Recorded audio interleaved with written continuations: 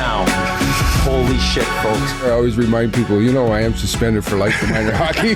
It's my duty to please the booty. Did you catch a rattlesnake and then drive home with it in your car holding it the whole time? Yep.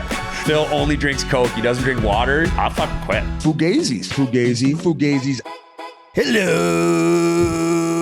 everybody. That was my RA impression, and welcome to episode 456 of Spittin Chiclets, presented by New Amsterdam Vodka and Pink Whitney. Just tap my Pink Whitney hat. I got the lid on, arm dog. And there he is right there. Ryan Whitney, our boy. Mikey Grinnelli, the G unit is in the house as well, as you guys keep rolling through, dropping episodes. Let's get the elephant out of the room right away. Obviously, you can tell by my voice and my electric introduction that this is not the wonderful Rear Admiral R.A. Guys, I literally got a text message. Can you jump on? So you got called up from the Mindsies, bud. You got the big call up. And actually, thank you very much. So I'll kind of explain in real time what's going on. And I'm guessing by the time you're listening to this, you know the answer. R.A. is nowhere to be found. The guy has never not answered his phone. He's never not been on his phone. So he's never not answered.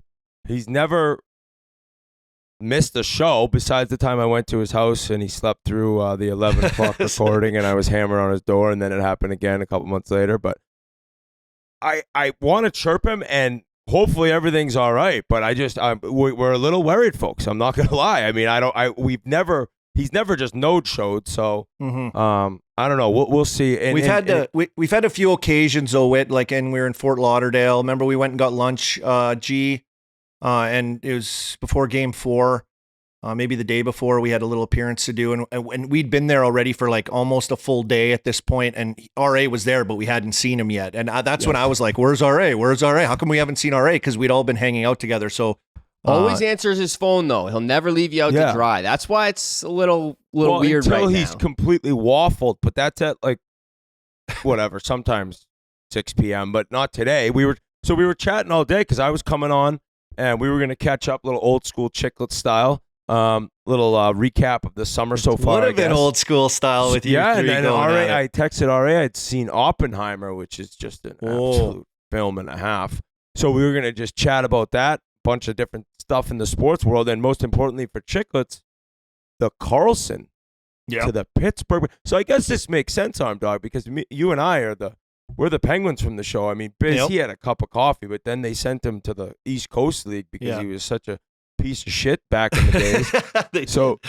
so he's not. I mean, he's got his games, but you and I, we're the Pens guys. Yeah, we are. And speaking of being called up, he's a Coyote. He identifies as a Coyote. I would say this, speaking of being called up, it's kind of funny too. When I did get called up originally, what year would that have been? Jeez, I don't even know. Sid's rookie year. I keep forgetting the year. What is that, guys? I'm brutal. That was 05? It was 2005. It was 05, 06, 07. 06, 07. So I would have been a senior in 04, 05. Okay, there you go. 05, 06 was Sidney Crosby's rookie year. 04-05 was the lockout year that we had. December of 05, just after Christmas, I get the nod after almost 3.5 years grueling, toiling in the American Hockey League without a single game. Whit, you were already called up. You came up fresh out of a little playoff run the year before, and then a couple games in the Mindsies to start, and then right up. Obviously, your talents could not be denied. 3.5 years for myself, I finally get called up. So my mom today sends me this awesome thing. This is so cool. She sends me the ticket for my very first game because they happen to be in town for Christmas visiting me in the minors. And, you're getting called up. Just drive on out. So they came on out for the game, and they were there for the game. So she has the ticket. She also has, it's called an Ice Time magazine. I believe they still do them at the Pens games. It's like what do they call that thing? It's like... It's like the Game Day magazine, like the Game Day magazine. Game notes, baby. They do kind of have the game notes in them. I think they do have the game notes in them. Little stories, tidbits. You can still buy them at most NHL games. And there's one player that they focus on. I remember mine. There's one player they focus on. So my mom got the game Ice Time booklet. She bought it when she was at the game with the ticket. She sends me the picture. Guess who's on the fucking cover? Whit Dog? Merles. Mer! I'm not even joking. What a coincidence. Like, I was like, no way. My mom sends this thing to me. I'm like, that is unbelievable. Stars aligning. Game notes. Like, Get the call up. Your game. Gets a call up, and that's Merles' time to be on Ice Time magazine for the game day. So here I am with the call up today. Are supposed to be original Chiclets. Nonetheless, I remember my first amazing. Game Time magazine, or the only time I was on the cover, probably. I was having that big year, and I was sniping. I was on Those little fire. back I was doors? getting the tap-ins.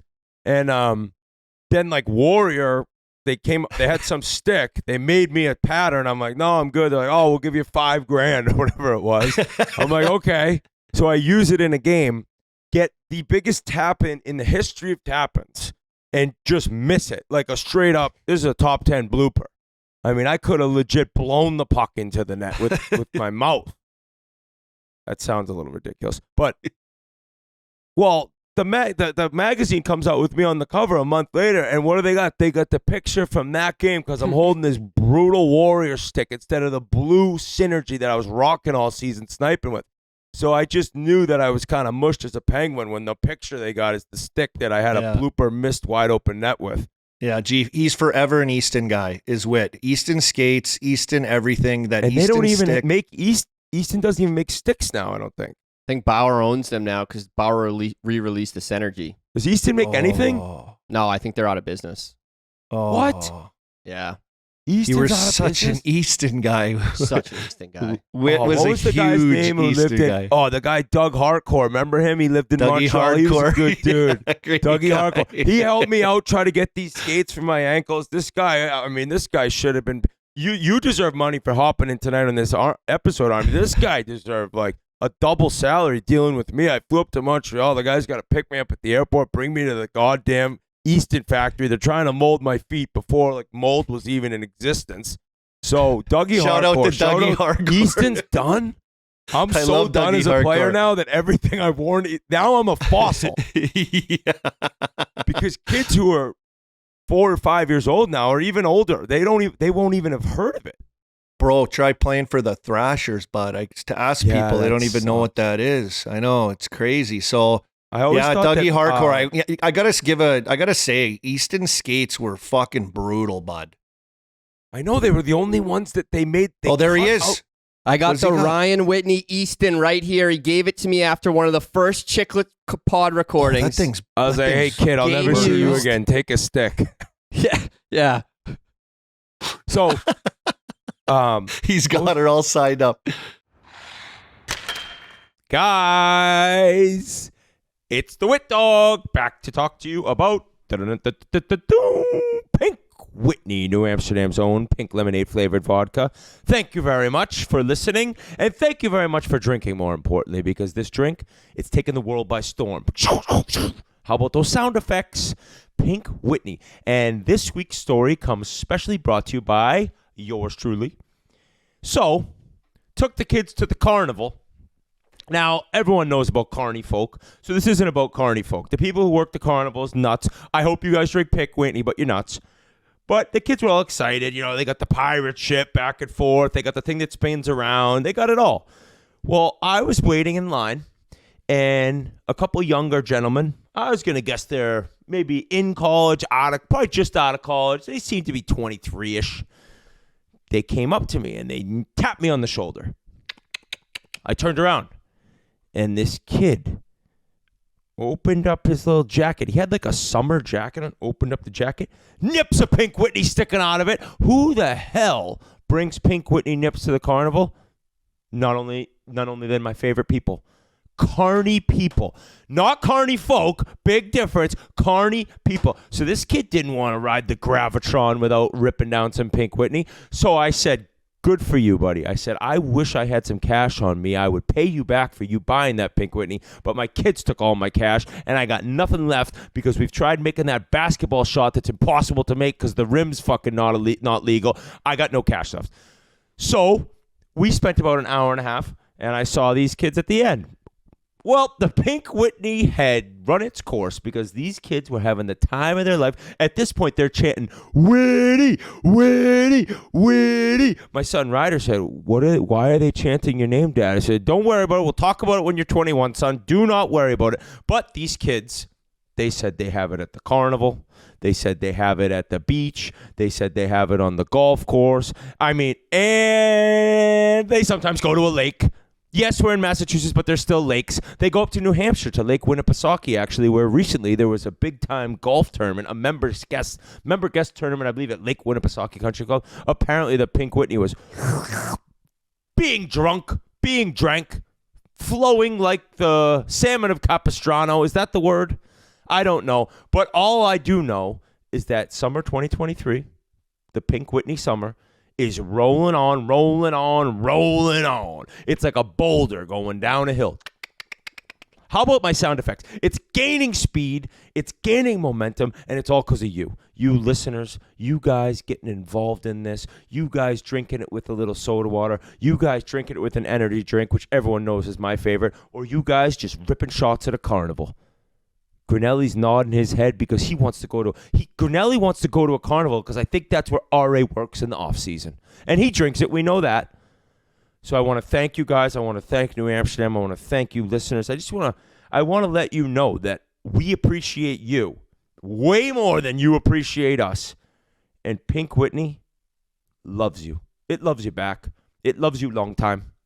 And thank you so much for buying. So continue to support the brand. Continue to drink the Pink. And continue to enjoy summer because it's fast. The end is fast approaching. And then we're on to football season where we crush Pink Whitney with the big hits by the linebackers. Thank you very much. Whitty out. Oh, I was just going to say, about how like you played for the Thrashers and they don't exist now, so you just kind of look like a goof in those jerseys. But I always heard that was partly one of the reasons Mario wanted to keep Pittsburgh in Pittsburgh and stuff, because if they ever moved, his legacy's like different, right? Yeah. I mean, it shouldn't be because it doesn't matter, but still, if the team doesn't exist anymore, it's a little different. Oh, yeah. Can you imagine like people telling their kids like, oh, I remember I watched Mario Lemieux. And they're like, who is that? And they're like, oh, he used to play for the Penguins. They used to be a team in the National Hockey League. And the kids are like, wow, right. Really? It's like when I heard I heard the California Seals. I'm like, sick team. Yeah. They had white skates. That's almost like right on par with your Eastons that you used to wear. Oh my God, those Eastons. Easton was the only skate that would cut a piece out. They would actually cut a piece, like a hole in the skate, and then plug in this like soft stuff that my huge pterodactyl ankle bones would like sit in, as opposed to like just against a brick wall, basically. I never really got a glimpse of your ankles. I got to see those things. Like, are they still horrific, beat up? I wouldn't show them on film. Well, I have.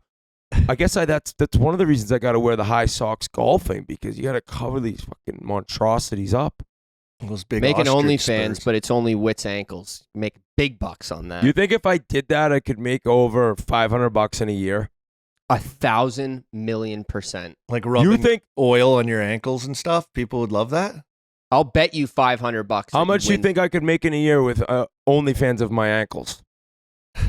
How into this are we getting? Are you down to like lube them up and stuff? And No, like really I'm not lubing them up. They're going to be full All I'm production? doing is taking pictures of them, but I'll angle them and I'll get the lighting good.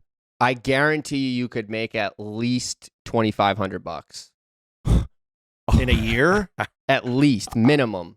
I almost want to do it, and then you just have to pay me the difference if I don't get the $2,500. Done. Deal. I'm in. Let's How do many it. do you think you'd have to do with to get to 2,500? I'm thinking like 25,000. The Yeah, 25K. I think Like, you could make people like would pay stupid like money. what, a penny? What would you charge? I mean, for a quarter? What do you do? What do you charge? It's like what? You make like a 10-second vid of your ankles, rubbing your ankles down? Are your toes included? Because then then No, we're getting the foot fetish no. guys. My toes would make the biggest foot fetish creep in the planet throw up.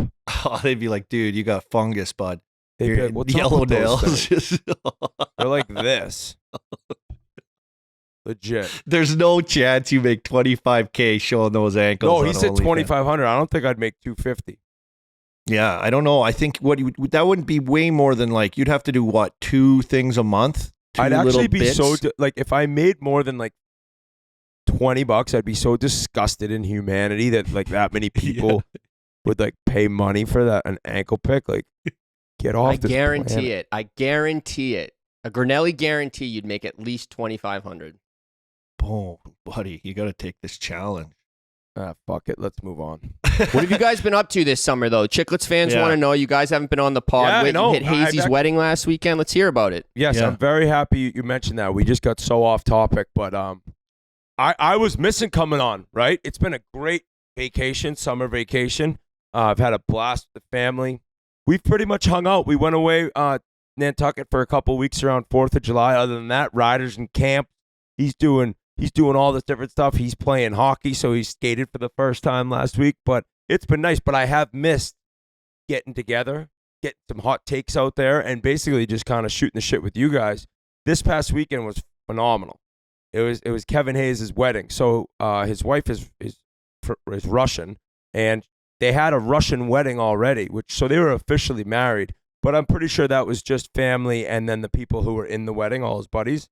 He had like 13 guys, I think, in his wedding party, but it was a star-studded affair, Army. Like, it was an NHL All-Star team, and it was a time and a half because the night before, we everyone got together at a bar after they had the rehearsal dinner. I saw the Kachucks, Big Walt, saw Tommy Fitz hanging out with him, but not everyone that was at the wedding was there, and then so the wedding showed up. It was just NHL guys everywhere. I mean, it was a seeker's complete, like, wet dream situation. You get one of those seekers near this wedding, man, they would have had to call the police. So it was just great because Sammy Adams, who had a couple hits back in the day, who I believe played some Barstool, maybe blackout tours or concerts. Oh, yeah. He went to UMass. Yes. Tell the bartender, make a motherfucker stronger. What's the one I want to go all night longer. Yeah, he played that one. And what's the other banger, the big time banger, Sammy Adams? That's pretty good, G. I like that. What's the other one? Oh, this is going to you driving me crazy, baby. It's a jam. So I looked over. Gaudreau is on Brady Kachuk's shoulders, just giving her. I was dancing up a storm. Oh, I was dancing up a storm, too. All of a sudden, the saxophone player came out because the main band was great. The saxophone player came out. He's in the middle of the dance floor. I'm actually grooving with this guy, pretending to play the trumpet. And then after, like, that was till like 1:30 or no, whatever. Whenever that ended, say they kicked us out of the main floor. We went upstairs. We had a DJ till 1:30. This kid's pumping hits. He had this Morgan Wallen remix, dude. Oh, gee, this song. I gotta send you this thing. I guess we can't play music on here, unfortunately. But just an all-time, how do I call it? Great guy festival. Yeah. You know what I mean? I'm catching up with all these. I got Brady Shea and I got JT Miller going back and forth. Who's better at golf? This thing was getting vicious. All of a sudden, JT Miller's like, "Oh, you're a +1. I'm a 1. I get a shot." So I'm like, "You just said that you dummy him, and now he wants a shot." But I guess JT Miller's a hell of a stick. He was with Trocheck. He was hanging with Trocheck. I got to catch up with him. It was awesome. And his wife Katya looked beautiful. Keith was hilarious. He did the best man speech. And I think it was hard because he crushed it, but it was probably hard. And Keith said right away, this should be Jimmy doing this, right? And I think Jimmy was on everyone's mind naturally. So that was kind of obvious, right? When he's up there, he knows that should be Jimmy. But he went on to say, "I just want to thank everyone." This is right at the beginning. I want to thank everyone. No, Kevin Hayes' dad, Mr. Hayes, is the biggest legend of all time. A little bit bigger of a guy. He's actually lost a lot of weight since years ago, but big guy. And Keith's like, "I want to thank everyone here for all the hard work they've put in. All the staff that have gotten this place ready. Everything looks amazing. Everyone's worked so hard, but nobody's working as hard as Mr. Hayes' belt right now." That's pretty good. I should. Maybe you had one of those stretch ones, those stretchy ones. I was absolutely dying. Everyone was. I was sitting next to Joel Farabee, Philadelphia Flyer, and Wade Allison. 2 Flyers that Kevin had. So it was just good. It was overall a fantastic weekend. I was hurting. My voice is still a little hoarse. It's like you haven't heard from me since Nashville, I think, and my voice is the exact same. I have not been doing this the entire summer.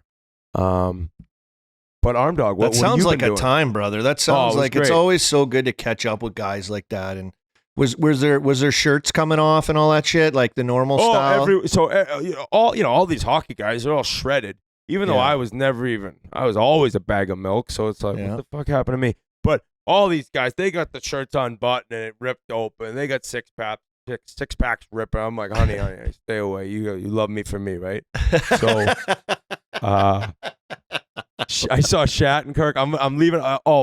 Chris Stewart, Army. You know him at all? Yeah, Stu. Yeah, dude, this guy is so funny. I knew him just from when I was at camp with St. Louis for a little bit, or twice with Biz, the Jesters. And he's telling me about his last year in Philly where they got him playing D. He didn't play I think 25 games in a row. I don't know how long it was.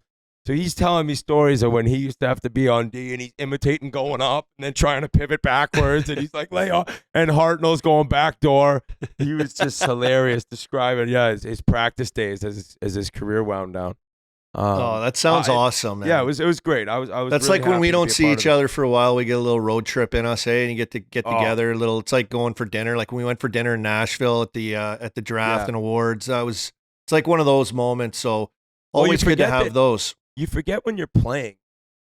It's every day is like there's so many little jokes that teams have and teammates have, and like you're together so much that it's just like all these inside jokes that just come back or things you remember that nobody else would besides guys on that team. So all these guys had all played together, right? Or most of them. So it was just classic storytelling. When did that like wedding tradition of NHL guys like ripping their shirts open, when did that become a thing? Because I saw a video at Frankie Borelli's wedding where they were all trying to get Tommy Smokes to rip open his shirt, and apparently that's like a thing at NHL weddings. Yeah, they probably, whoever did it first, their DM box on Instagram probably started becoming flooded once the pictures were public of these girls seeing these man rockets with their shirts undone. So it's like, all right, let's show off what we got. That's why I wore a turtleneck. Yeah, I don't know what it is, maybe. I don't know. Get a couple drinks in you, right? You just get her going at the boys. You're sweating probably. You're ripping the D floor hard. No one's sweat. No one's going, oh my God, what's up with that guy? No one says that. It's just always good times. Like no one's judging. It's just so fun when you get together with the hockey crew, for sure. Weddings are actually so good. Like if there's no one has the governor on. Everyone's there to just get after it for the most part. And you're just like having a time, and nobody's, like you said, nobody's judging. It was great. Yeah, and I got the Fallon Cup this week, the big member guest at Wollaston Golf Club. You got to qualify. I think 96 teams qualifying for the top 16 spots to then try to go on and win the championship flight, win the Fallon Cup.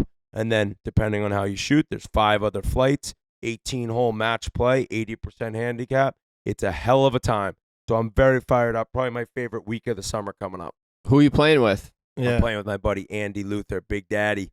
This guy, I got paired with him at the State Am 2020, I think. And I didn't know him. He mentioned he was from Alabama, originally went to Auburn, and then moved up north, got a job up here. He's had a couple jobs since, and now he currently lives in Milton. This is right when I meet him. So I'm like, oh, no shit, I live in Milton too. He's like, yeah, I think he'd played at Vesper, and he recently joined Boston Golf Club, right, since he moved to Milton, which is in Hingham, a little closer. So he's like, yeah, do you know anyone around here who likes playing money matches? I was like, this was fate. He's speaking to the together, real Andy. sandbagger. This was fate. So we've played golf since, just playing some Nassaus, getting after it, golf-wise, gambling-wise. So he comes, great player. And he also... We had a weather delay that year. We had like a 3-hour weather delay. He had 10 IPAs, and then he went out and was like 2 under for 7 holes. I'm like, what the fuck? If I had 10 IPAs, I'd be standing sideways like on the green like Happy's caddy with one shoe on. Bundled, yeah, bud. Yeah, so absolutely, a bunch of guys are playing. Well, good luck with that, Witsky. Thanks, I know buddy. he loved that so much. I haven't been up to much. I'm not even gonna lie. I haven't. How was your trip to Toontown though? Because that was right after the first round. Is that right? Right after the Stanley Cup final. Sorry, that's when I took off. I thought that was after we saw. It was just before. Each other in Nashville. I just recently went to Atlanta to visit some friends. So I went boating. I went wake surfing. I got up wake surfing for the first time, boys. Is it tough, dude? I've always wanted to try that. Wait, wake surfing's on your knees? No, that's kneeboarding. This is like you're what's it called? Wakeboarding. The boat goes super slow. Yeah. It creates like a huge wave behind it, and you like surf in the surf wave. on it. You just vibing in there. You just And you get in never that slow sweet spot. down?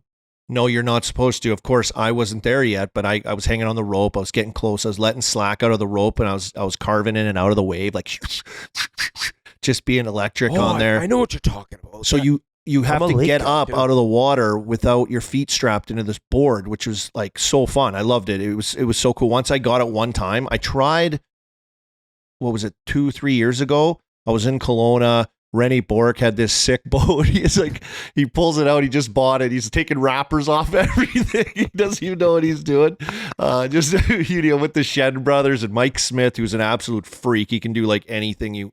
That guy's just an athlete. And Yeah, so he's these an guys open shirt guy at weddings. Oh, he shirts off no matter what at weddings for sure. He's just shredded. Anyways, he's doing everything. I tried it once. I was just reefing my back. And then I found out this new way to get up where you lay in the water. You just put your heels on the board and then you push down. And when they start to go, and then you just kind of, athleticism takes over, right, boys? You just kind of get up and get out of there. Are you going like down the right part of the wake over to the left part of like your back? No, and that's forth? wakeboarding. This is just, you just get out to the side right away and you just crank it in that little sweet wave spot. And then you eventually can throw the little rope back. You're right behind the boat. You're not far behind the boat, And so then it's you like, just follow the boat. And as long as you Yeah. follow the boat, you're not going to like stop. yeah, as long as you stay in that wave, you stay in that sweet spot, you're just carving and you can come in. Guys that are really good can do like 360s and all this cool stuff. So I did that. My son also got up for the first time, which was really cool to see. Cruz tried that. And then I got invited, boys, to I think it's kind of like a discreet members only bocce club in a guy's backyard. It's like This all has these to be like, is this bocce and swingers or is this no, just bocce? it's just the guys. It's just like the boys. So I was hanging out with like Rex and a few other guys, Mark Recchi here, and they're like, "Hey, you got to come to this bocce game Tuesday night." Okay, it's like I didn't play, but I hung out, stogies. It's all Italian, so I was like Colby Armstrongini. That was my name, Colby Armstrongini at the bocce tournament. And these guys play a league every Tuesday night. Now, I don't know much about bocce. I don't know much. I thought it was like kind of like, I imagine, lawn bowling. But let me tell you, the throws these guys were throwing, Rex had it dialed. But these guys were, some of them older guys, some of them like getting in these weird postured positions, boys, like doing like a side ninja split and throwing the bocce. Like I was like, what the hell is going on here? This is amazing.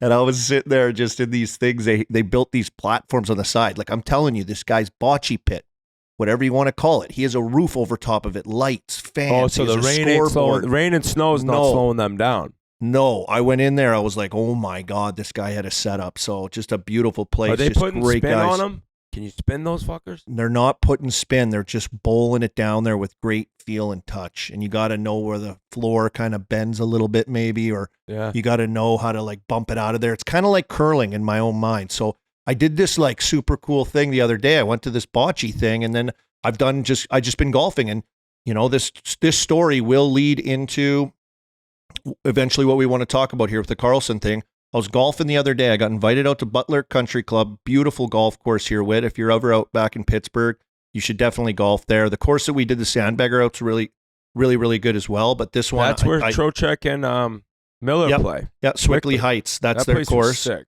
Yeah, really nice course. I love that place. This course, I get invited by a buddy of mine out to Butler to golf with Casey DeSmith and his father. This is just a couple of days ago, the day before the trade. No joke. So we're out there. I meet Casey's dad. We're golfing. He has a Montreal Canadiens golf bag. His dad's a diehard Montreal Canadiens fan. No joke. He goes, "Hey, you played for the Canadiens. Why don't you sign my golf bag if you don't mind? I'd really appreciate it." I was like, "Yeah, okay." Kidding me? So I get a marker. His dad, before it happened though, Casey goes, I don't know Casey that well either. I just got to know him in the last like 3 weeks or so and chatting with him. But anyways, he's like, "Hey, my dad's going to ask you to sign his golf bag. He loves the Canadiens." Okay. And like, you played for the Canadiens. He had a cup of coffee there. So like, he's going to be really thrilled. Okay. And I'm like, "Oh yeah, this is awesome." So I go and I sign his bag. So we golf, we have a day, beautiful day. I take off. And then all of a sudden the next day, the trade happens, and I'm like, wow, the Penguins, they got him. They got Karlsson, boys. They got him. They did it. Holy smokes, the Pens are going to make it again. They're going to make a run. They got their guys. Holy jeez, I'm going crazy, right? The new core four. The new core four for Dubas. He's got it. Wow, what a play, you know? And I tweet out, they wow, let's go Pens or something on Twitter. And then without looking at the names that were traded, I'm like, oh shit, I better check to see who's included in this massive trade probably. And I check and I see it's Casey DeSmith, who I was just hanging out with. I'm like, oh shit. So I text him. I'm like, hey, Casey, sorry to see you go, you know, but I couldn't help but think of your father and how happy he must be. And he was like, yeah, you know, blah, blah, blah. He's just wrote back something nice. And I go, all right, buddy, now go in the garage and sign your dad's golf bag. I thought it was just hilarious because it's just so perfect timing with his dad in town visiting. So I got to golf with him. This was this dad's dream. What day is it today? It's Monday. So Tuesday this drops. I'm golfing with him tomorrow on Wednesday. So I'm going back out with him. His dad is so fired up then. His dad's got to be loving it. Can you imagine? Like, you know, Whit, like if would your dad probably love the Bruins or what? Yeah, I mean, I think imagine if you played for your dad's but just team? the fact that like this happened and he had the bag and this was all a couple days ago and then boom. Yeah, I mean, it was just crazy how it worked out, but I don't know if, you know, on top of that story, sad to see Casey leave and some others, but, you know, the Pens went and got Karlsson. Let's get into that, boys.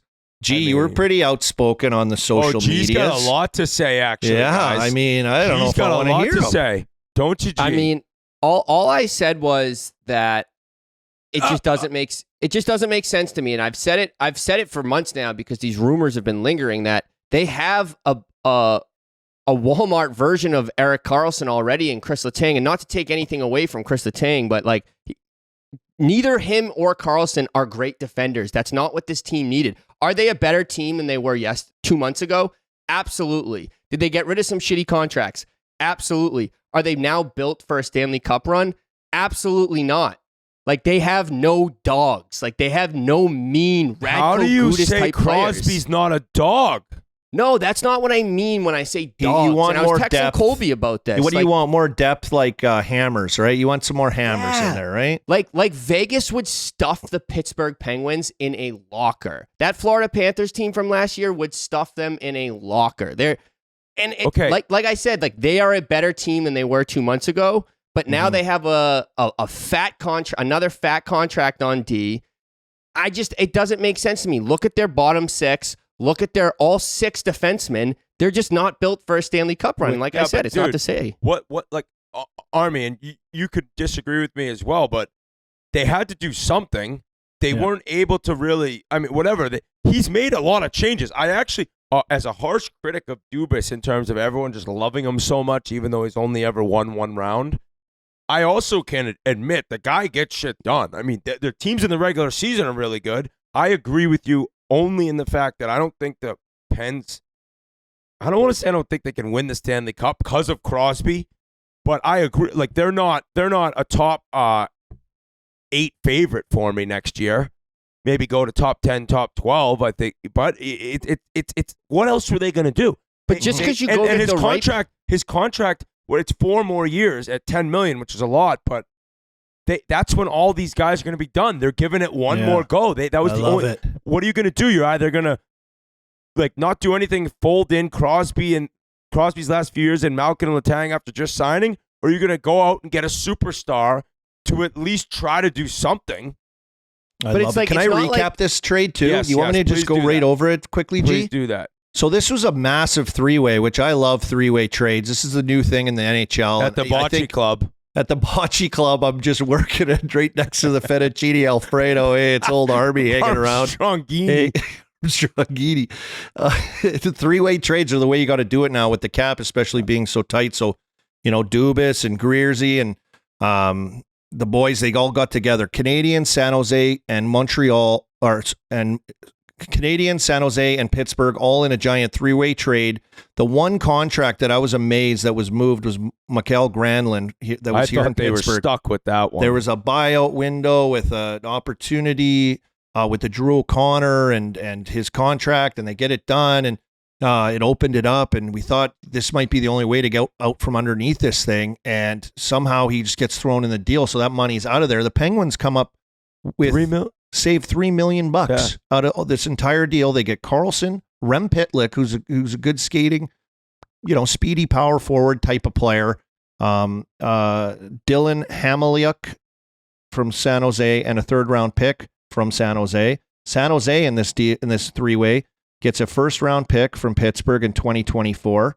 Top 10 protected, I believe I saw. Mikael Granlund from Pittsburgh, Jan Ruda from Pittsburgh, and then they schnizzled Mike Hoffman out of Montreal on their rebuild to make some more room for some of their young guys in Montreal to get some more opportunity.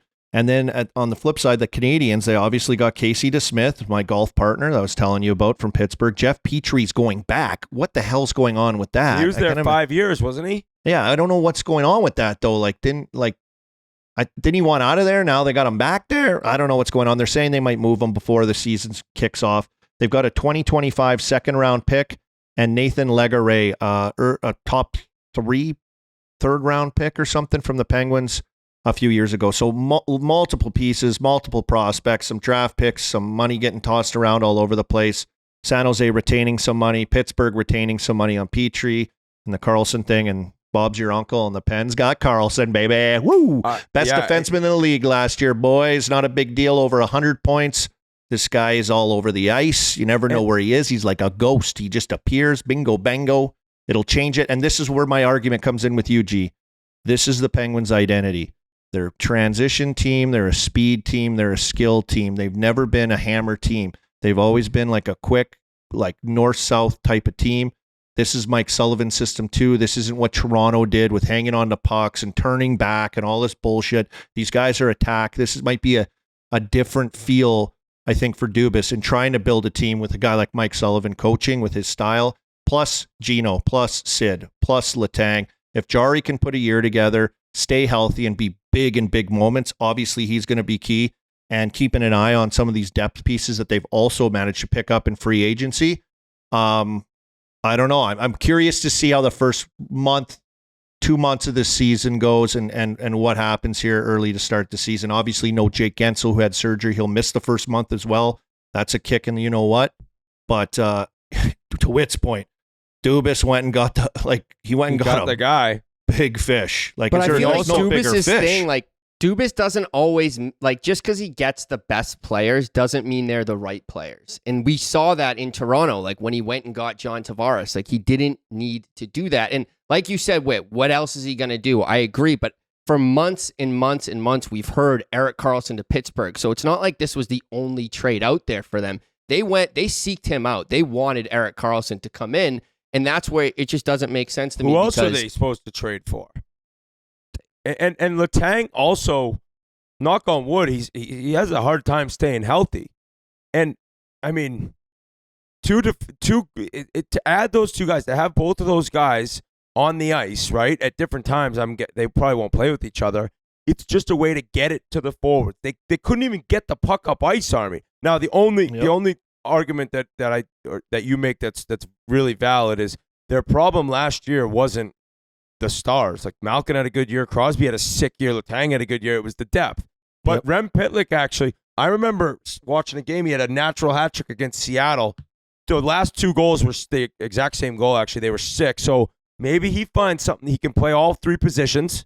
So maybe that's a guy who steps in and has a big role in the 3rd or 4th line. I just thought they had to do something. They did what they could, and also they didn't really have to. I mean, they didn't give up a crazy haul in return. I feel bad in a sense for Greerzy. I love him and trying to rebuild with San Jose, but he kind of was stuck, right? Everyone knew what Karlsson it was like a no-win situation for him. But it's he's saying I get rid of this contract. That was his win almost too. On top of it, right? It's $1.5 million on their cap.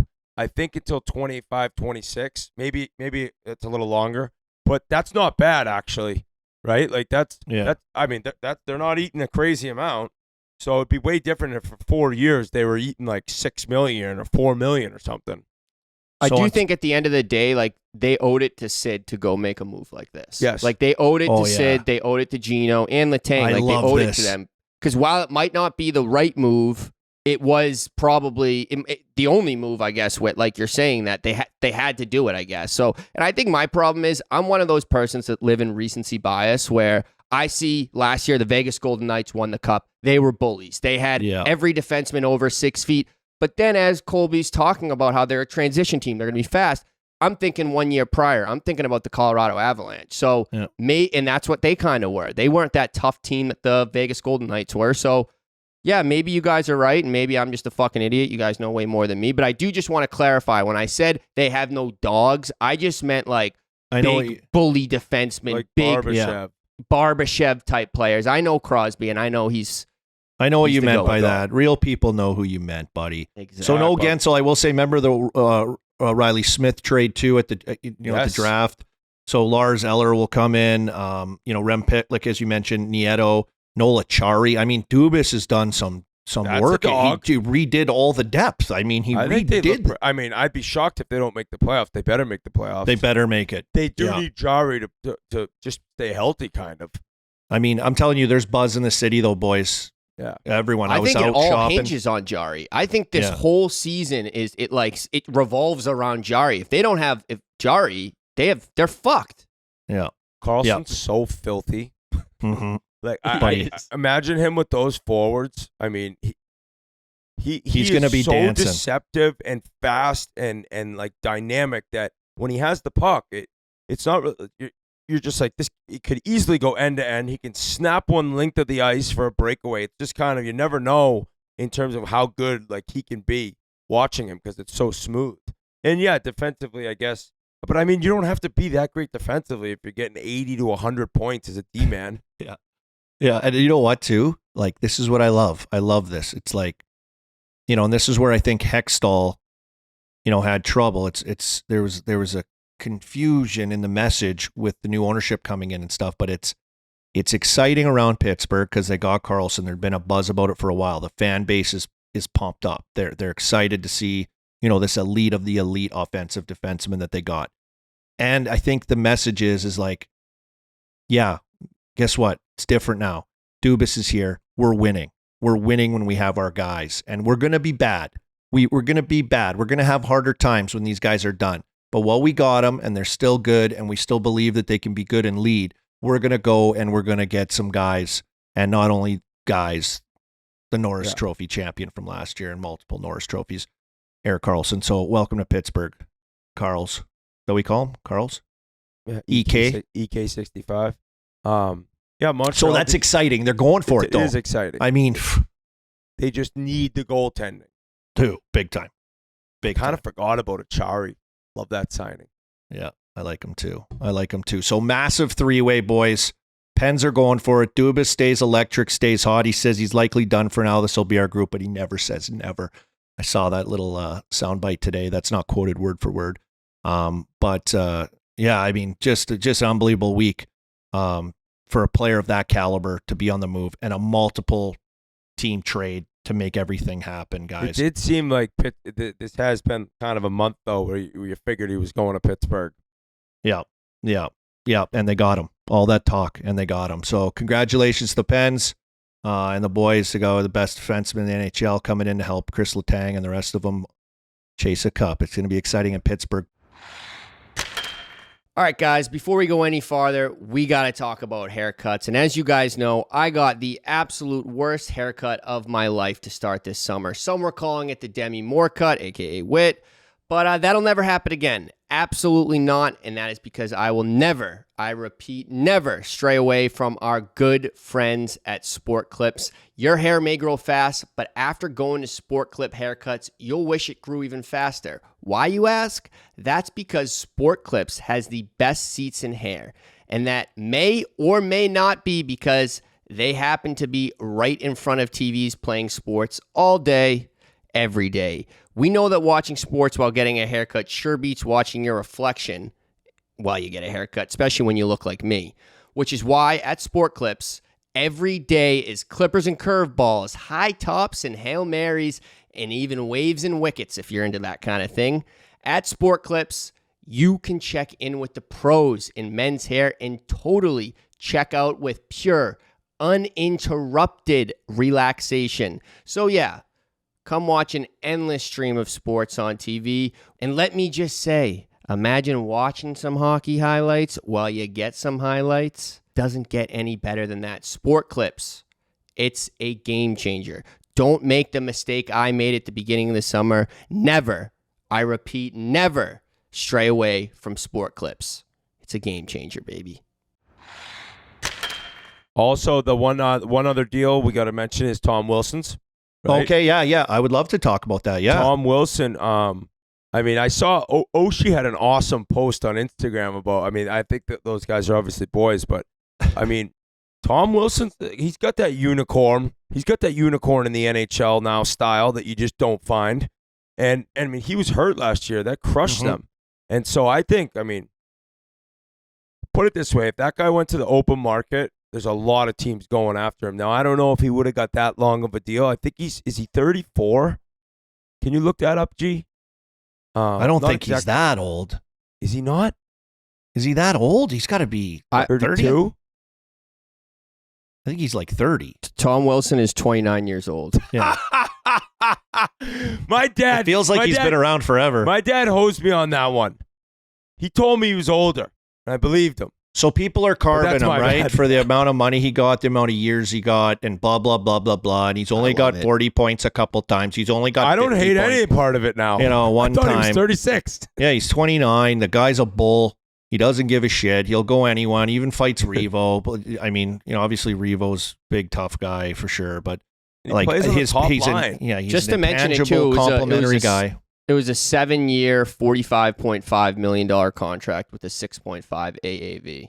And I'll bet Yeah, you so- this. I'll bet you this. If you get a group of a bunch of 13-year-old boys or that play hockey, get them in a room and say, "Hey, who wants to be Connor McDavid?" They all put their hands up, and you say, "Who wants to be Tom Wilson?" All their hands would drop. But guess what? Tom Wilson's a dog. Tom Wilson's a dog. And he's in my Pens division too, which sucks, and he's a menace all the time. But I do appreciate and like the way he plays. For sure, no question. So that's big money for a 29-year-old Whit, Tom Wilson. Why the fuck 36? He's Younger than me, Whit. He's younger than me. He's got he's like missing his spine. I mean, that's an all-time fuck up on my end. I mean, I added 7 years to the guy's life. He just signed a 7-year deal. His body might feel like it's 36. I had the guy way born he in plays. 1987. He's born in 1994. I mean, yeah. Speaking of that, 87. You did mention that Sid's birthday too. Happy birthday, Sid. 87. So you little. I'm not sitting here doing this pod without number 87. Yeah. Yeah, so shout out August 7th. Neither am I. August 7th. Happy birthday to the kid, Sid the kid. All right, congrats, Tom. Yeah. Congrats, Penguins. Yeah, and now it's been great catching up, Army. Thanks for filling in. I know that you were probably busy and it's summertime, but buddy, I was on the Traeger. I was on the Traeger, bud. Yeah, that's your new thing, huh? Oh yeah, I did. Is that way better than a gas grill? I love it. It's electric. You plug it in. It's got the pellets. You smoke it. I had a brisket on all day today, and then I Googled how to do this. You actually wrap it in a blanket after it's done. What? You wrap it all up, and then you let it rest, and you put it in a cooler. What kind of blanket? Like just like a towel. I think like a towel type of thing. Yeah, it's supposed to like absorb the meat. Supposed to like throw blanket. Hey, honey, give me these. Yeah. Your like toes are all cold. I'm like, yeah, I need it for the brisket. She just bought it. It was $500. Yeah. She's like, why is the brisket in Saks Avenue? I might have used a nice towel. I'm not even sure. I just grabbed one. I was like, screw it. I got to wrap this brisket. And I threw it in a cooler in the garage, so it's going to sit in there for a while. Do you have to rechange the pellets? Yeah, you got to fill it up all the time. Yeah, you got to clean it out. I'm out of that. Yeah. You're low maintenance. I just just firing that gas on, lighting up. Yeah. Well, that was good sound. Get the thing up to 415. I'm gonna go down right now and do that and cook a burger. I'm gonna hammer a burger after this. Oh yeah, but I wish I was there. I'd make it for you. I love barbecue and I love getting her going. Yeah, I would. Hell yeah, I had my brother-in-law Moose. He brought these bacon cheddar burgers. Burgers, yeah, I do. They got the cheddar and the bacon stuffed in it already. Oh, those things, man. Those things are unreal. What a burger that thing was. How old are we? I hammer like Bubba Bubba burgers. Right you know the Bubba burgers you just leave in the freezer? I think the Bubba burger is pretty solid, personally. I think if you're hating on a Bubba Bubba Burger, you're crazy. Now there's better, but for just slamming one home, Bubba Burger all day. Well, a guy that's had a pretty big year and slammed one home with a good playoff run with his team is Tommy Fitzgerald, and he's the general manager, of course, of the New Jersey Devils. Had a long, good career, too, in the NHL, and won a Stanley Cup in 2009 as an executive with the Pittsburgh Penguins, but building a great quality product in New Jersey. And he sat down with the boys for a real good interview. We've had run-ins with him all over the place, the draft and awards, and every time you see him, he's just a great guy and one of the real guys in the game, and a guy that everyone loves to be around and see. So without further ado, boys, great catching up. G, Whit. Yeah, Army, the only reason he's on, too, is because when we went to the game early on in the year, or maybe it was whatever, around Christmas time, I said, hey, if you win a round, you come on Chiclets. He agreed to it. And then I saw him at the draft. He said, hey, we won a round, I'll come on. So, Man of his word. Great guy. I mean, I remember playing against him when I was just turning pro. Summer hockey, he was diving to block shots. The guy's an animal. So we were pleased to have him on, and we want to thank him. So without further ado, Devils GM Tom Fitzgerald. This interview is brought to you by CHEVY. And you know we've been a big part of the CHEVY EV family. I'm kind of adding the word big, but we've been part of the family.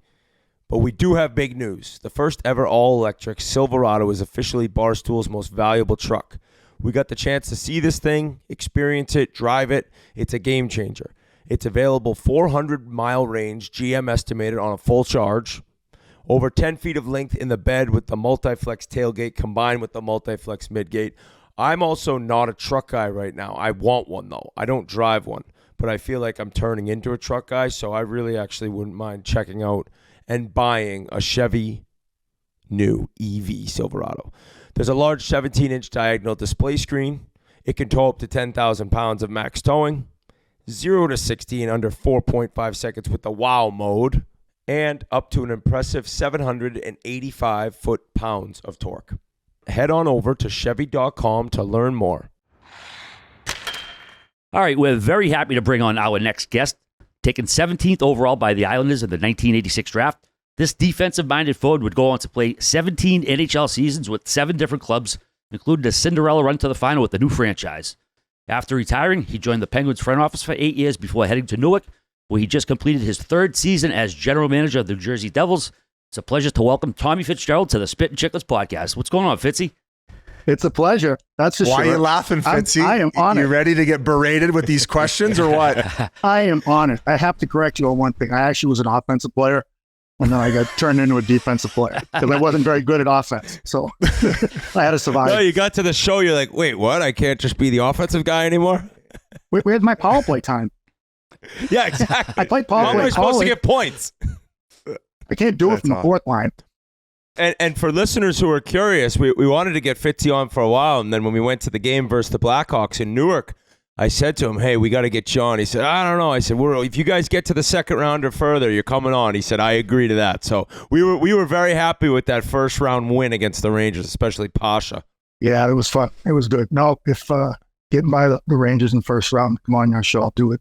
I'll do it every single day, twice on Sunday.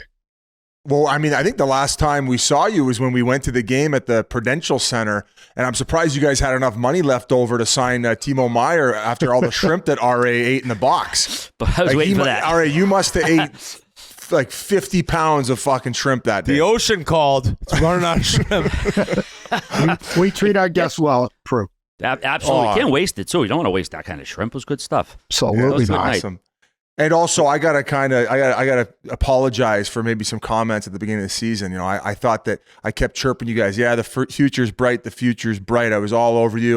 That's what I kept hearing for years and years, and I doubted you. And then I actually made a proposition online. I said I get a tattoo on my ass if in the next 2 years you guys reach the Eastern Conference Finals. So I got to ask you, as the general manager, can you renege the bet for me? Because I'm a little bit nervous going into this next season with how you guys have been able to load up with not only what you guys have done in the draft and as far as these young guys, but also bringing in these free agents, Dougie Hamilton, of course, Timo Meier, and now you guys ended up picking up I'm drawing Tyler Toffoli. You guys are looking mighty fine in the East right now, Fitzy. Well, first, ownership heard that that wager you put. So they told me to go and spend as much money as possible on players to try to win a Stanley Cup within the next 2 years. Fuck. But no, in all seriousness, I do have great owners. We're all sick of losing, but we felt we did it the right way and just watched our kids grow, draft, develop. And now they've matured. Now, did I think we would pop like we did this year? I would tell you the numbers last year showed that we were on the rise and we were a team ready to pop. We got some great kids, good character kids, and all they want to do is win. Just adding around the edges, being able to trade for Timo Meier, be able to trade for Toffoli, be able to lock up Jack, Nico, Bratter, long term, and then not to mention the two young defensemen we've got coming in Luke Hughes and Simone Nemec. The future's bright, but what we're worried about today. Well, you mentioned locking up those guys, and that's kind of what's most interesting to me. It reminds me of the Bruins a little bit, who've had this unreal, 15-year run. It's getting the guys at the cost that you have. And so, you looked at Hughes, you got him 8, and obviously Hamilton's more, and Myers a little bit more, but none of them are the 10, 11 million mark, which we've seen kind of can cripple teams in a sense. So was that something where you were just adamant about it, or was it also a little luck that they were young enough where they weren't trying to really break the bank?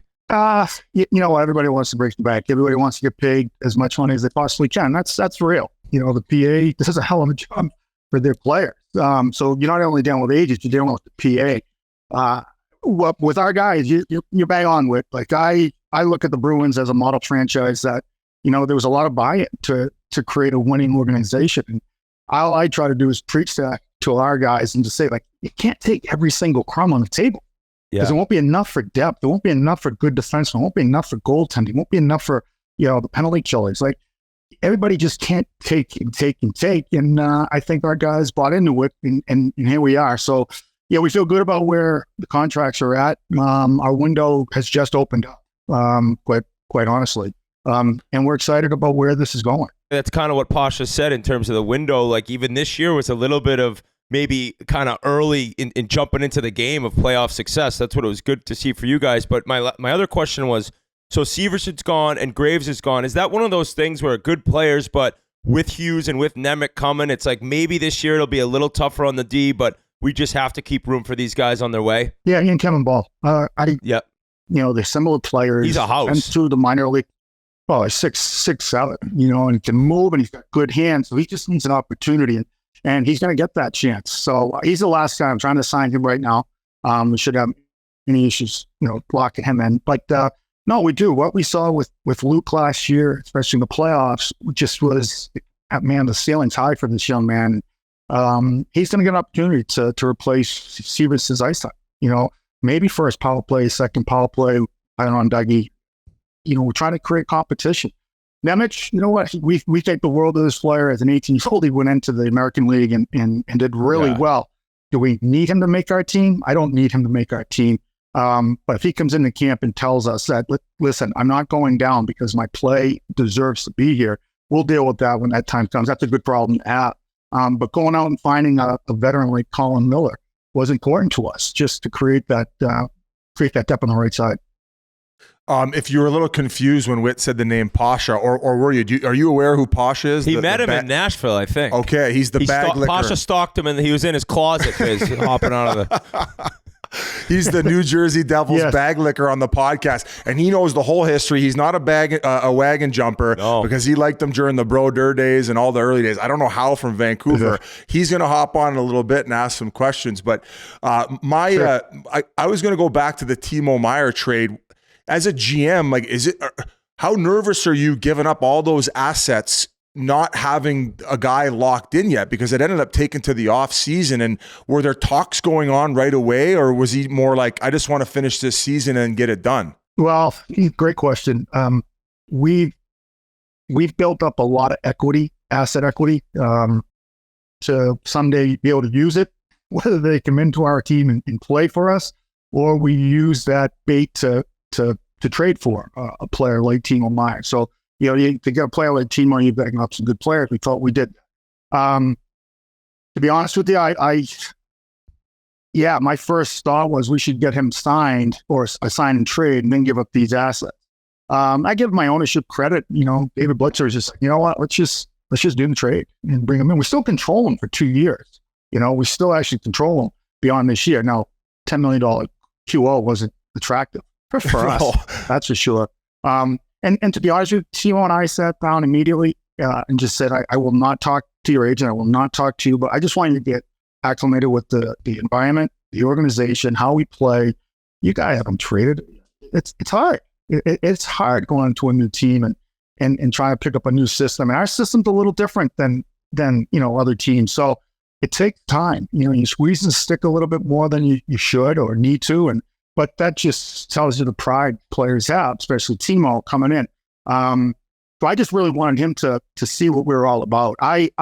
Listen, guys, I played probably most of my games against the Devils, and I just thought of the Metal Nets, and nice arena, but that's all you thought of. But it's an incredible place to live. The players love it. I love it. I mean, I've got a great place in Hoboken. The city's right there. You want to live out in the suburbs, great to travel. We're one-stop shopping with our arena, mini arena, practice arena. There's just so much to offer. So I believed in Jersey, and I just wanted him to understand what we are and let him come to me and say, this is where I want to be. And that's all I want. I want players who want to be here. I don't want to have to entice them by more money, or we just want them to understand what this is all about. And we think it's going to be a special place to play. Why was it Timo Meier? Was it because, the makeup of your team, you guys are very fast, skilled, and maybe you guys are a little bit small. Was it just the physicality and the power forward aspect that he brought, why you narrowed in and zoned in on him? Or was it more maybe a lack of availability as far as players like that? No, we zoomed right in on Timo, even going back a year early when Gracie took over. Was just like, hey, if you're ever going to move him, please don't lose my number. Call me. Just make sure you call. Yeah. And I would keep planting the seed with him, and every couple months, whatever. And then he called me. We think we may be moving him. I said, great for if we get him. But we target him because of all the things you talked about. You set the size, you set the heaviness. He can shoot the puck. He drives offense. He's not afraid to get to the dirty areas. He loves playing physical. He's versatile. Right? There's just so much, and he's young. He's just a young player. Tommy, it was I think 11 years since the Devils had won a first round series. How do you balance the sense of accomplishment that they finally went around versus keeping them hungry? Is that a tough thing to do? Making sure they keep them on that track, I guess. I think playoffs, just getting in the playoffs, players hungry because it's a different animal. The playoffs, it's so different than the 82 games. And when you get there, now our players understand it. Now they get how hard it is to win. We went 2 rounds. To go 2 more rounds to actually win is the toughest thing in sport. You guys, you've been preaching this, forever. But I think that hungriness or that step of trying to advance to the next round and then the next round, I just think it has them hungry for more. And what would you say happened in that series against Carolina? And after the season, do you sit down with the players and get their feedback based on what they processed through that experience? Because, obviously Carolina's got a wagon of a team. They're well led by Brenda Moore. They play very hard. Was it just a little bit overwhelming for the guys in that series without the lack of playoff experience from majority of the guys? I think it was there's another level in round one. Round one is here. Round 2 is higher, especially when you play a team like the Carolina Hurricanes. How fast they play, how heavy they play, how quick they play. They're very well coached. They're structured. They're committed to that structure. But we knew it was going to be hard. We did. I wish we had an extra day. That's for sure. Yeah, it was you right win on after Friday Game and you're 7, playing on right? Sunday. Yeah. We traveled Saturday and we played Sunday. I believe that those were the days, Friday to Sunday. But it is what it is. In hindsight, maybe we should have started VTech to give the kid a rest and then come back with them. But you know what? At the end of the year, when the series was over, we just looked at it as a celebration. No, we didn't win a Stanley Cup. No, we didn't get out of the second round. But where we were to where we are, we need to celebrate and remember this feeling. And we don't want to go through this again. So again, it was more of a let's celebrate the year. Let's celebrate the accomplishments, the growth, the development. And that's what we did. Now expectations and standards are really high. But that's why we all played the game, and that's why I managed this team to create a team that could win a championship. I think getting to know you when I was younger, coming up, I'd skate with you in the summer. Like, it's not surprising at all. You're a GM now. Like, just been around the game forever. You played in the minors a little bit. You played over 1,000 games. So now that you're there, things like say the beginning of the year, the fans are chanting "Fire Lindy," like all the outside noise. Is it easy for you because of how long you played to kind of just stay away from it, or is it sometimes hard when you're like hearing what fans are saying, hearing what the reporters are saying, or is it just like single focus, sticking to what you know you have to do? Yeah, no, it's exactly. Listen, I respect our fan base. They're the lifeline of our organization. Of course, they've been frustrated. Of course, they weren't happy with the 0-2 start. Listen, this is the 0-2, 0-2, Fitzy. Come on, they were being ridiculous. But this is the area. I mean, they're booing, Aaron Judge. He just won the MVP of the Major League Baseball, right? Listen, I don't let things like that, sway me by any means at all. But I have a plan. And, I have to look at certain things as well. I could tell you this right now, and you can ask my wife, it was the worst weekend I had as a manager, because I felt just because of getting off to a slow start, how does this get better? And hey, what's going to happen here? But it picked up fairly quick thereafter. I believe in Lindy. I did believe in him. I believe in staff. I believe in what he's done. I brought him in for a reason, to understand how to handle young players. Allow them to make mistakes. Don't just sit their ass on the bench. Make sure they're learning, growing, and they understand what the next shift means versus sitting there or just taking advantage of it. So, and then accountability started to creep into year 2, and then year 3. You can't deny where our players are and how Lindy's had a huge hand in development. He was your assistant coach down in Florida, wasn't he, back in '96? Yeah, he just retired from hockey, and he came down and was the second assistant down there. He had some great mentor, Roger Nielsen, Craig Ramsey, and Tommy Webster were all, and then he jumped right to Buffalo, which is really unheard of with no head coaching experience. That was how he got the job at Buffalo, just after being an assistant quick? Yep. Yeah, well, 4 years. He was 4 years with us down there, and then year 5, he took over in Buffalo. Fitzy, you talked about the plan, and you have one. Did you ever anticipate the amount of work that goes into being a general manager? Like, is it just nonstop and just?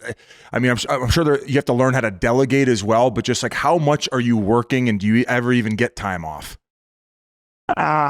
Well, first, Whit, I appreciate the kind words from earlier in your career, and I never, ever, ever, ever, ever thought being a general manager was something that would be in my plan. Shit. No, really? Nope. It wasn't. Even when I played my last team for the Boston Bruins, I was doing it was the OTL network there when. Oh yeah, teams were down there. Was it Nesson? Yeah. No. It was the Outdoor Outside Life Network, whatever. Outdoors Life. That's where the NHL had their games. There was no NBC, there was no TBS, there was no TNT. We were on this channel, Outdoor Network. I don't know what it was called. And I remember driving down because I was a guest analyst, and I talked to my old agent, and he just said, "Listen, I think you should take some time, and I can see you getting into management." I said, "No, I want to be a coach. I think coaching's really what I want to do."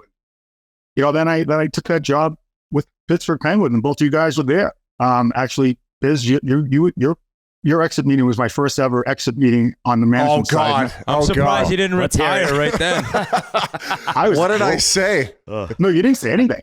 You remember what Ray Shero said?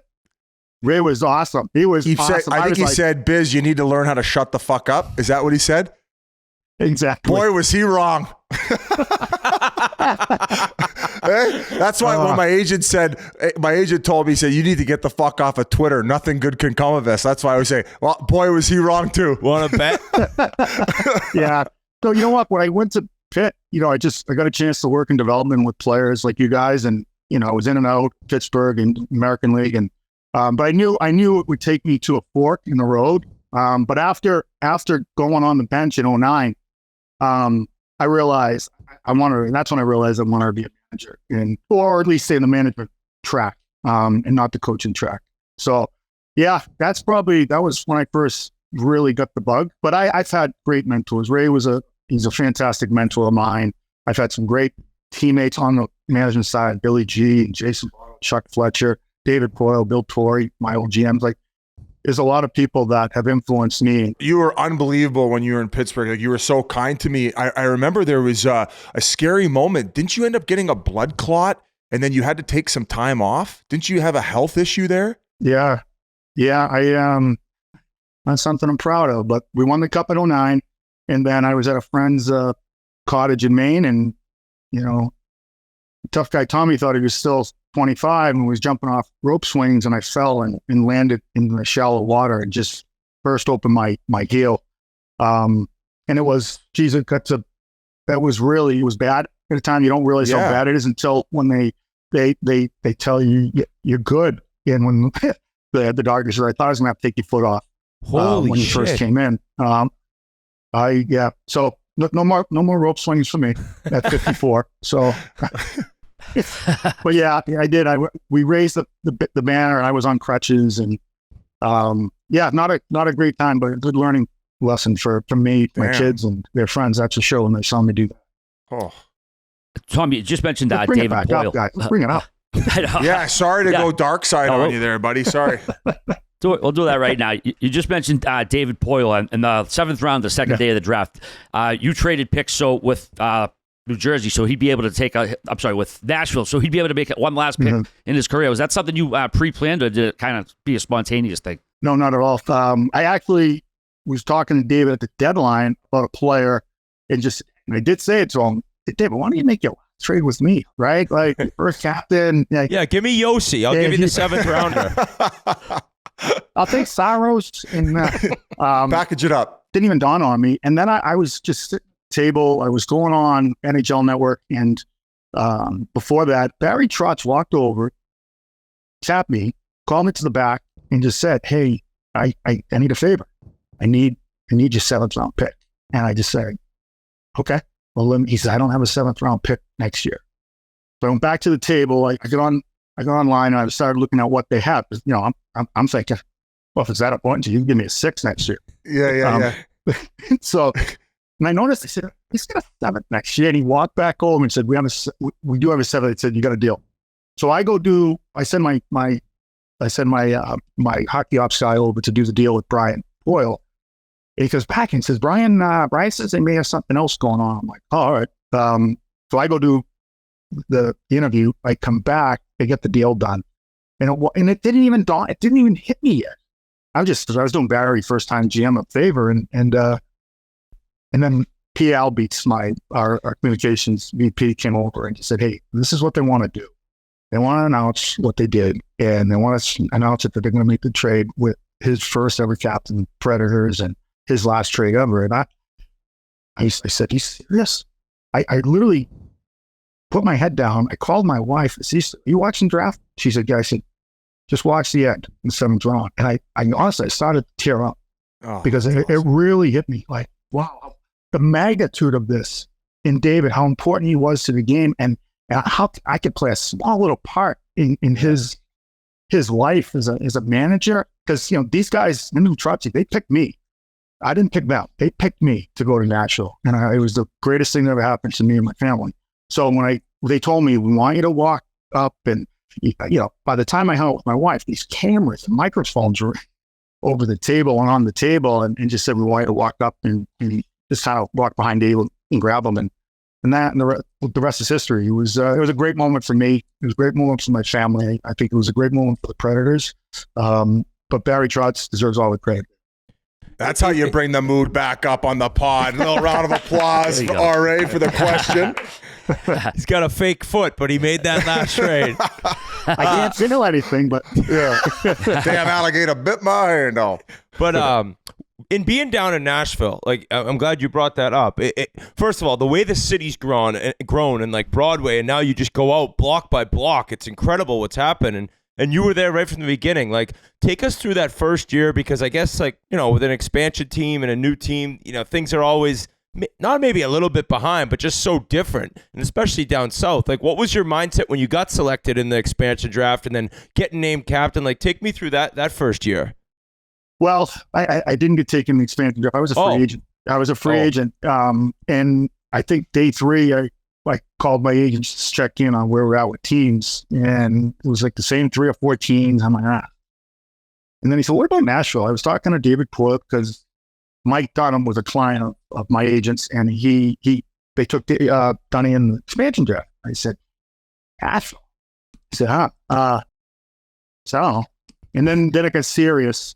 And then honestly, I leaned on my experience in Florida. I was in Florida for the first 5 years. And it was an incredible experience for my family, myself, me personally. It really is where I made my career.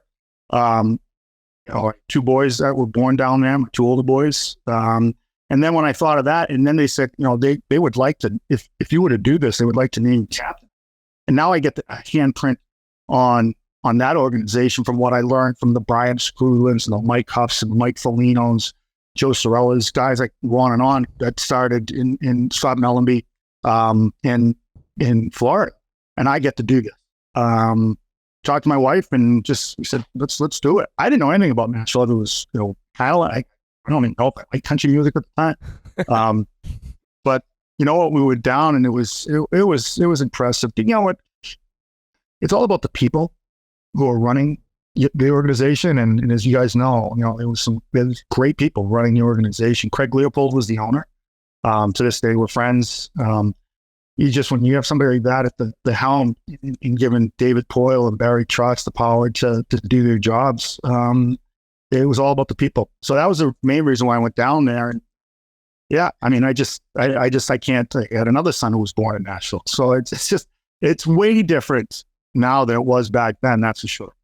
Was the fan base rabid from the get go? Yeah, they were. They really were. It was incredible. They you know what? They had that minor league team there, that East Coast League team. So there was hockey fans, inside the Nashville community, but there's a lot of transplants there as well. So there's a lot of, I forget what car manufacturer moved down there from Detroit, but a lot of Detroit transplants, Chicago transplants. So there were a lot of knowledgeable hockey fans at the time. Fitzy, how'd you get into hockey? Like what made you fall in love with the game? I don't know if I fell in love with it. My dad just paid like $1 to get me on skates there to Charlestown, NBC, right? And I didn't want to stay on. And he said, I paid $1 and you're going to stay out there. And I hit my brother and I just never came off. But, it was the Bobby Orr era.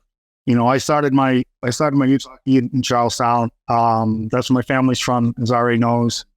It was fantastic. Playing in the Milt Schmidt League there, and then playing for the Mites.